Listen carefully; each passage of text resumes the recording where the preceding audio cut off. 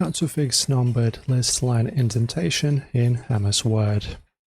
So if you have built a numbered list in Word, you already know how infuriating it is when your list text doesn't align properly.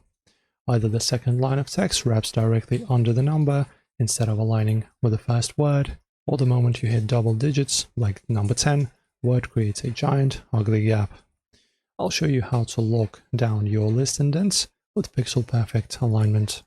So guys, don't try to fix this by dragging random triangles on your ruler or hitting the spacebar. That will completely wreck your document flow later. Instead, use the dedicated list formatting engine. Alright, so you should be right-clicking and choosing Adjust List Indents. A small properties box will open. Here you can have a total control over the layout math. So you can set number position to 0.25 inches, for example. It's already set. This dictates where the number itself sits. Next, set the text indent to 0.5 inches. This sets exactly where the text begins.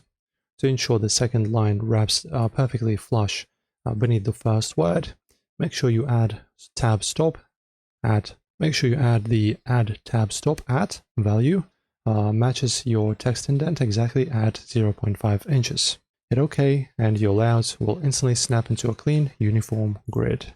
And now we can fix that massive, awkward gap that shows up when your list reaches number 10 or higher.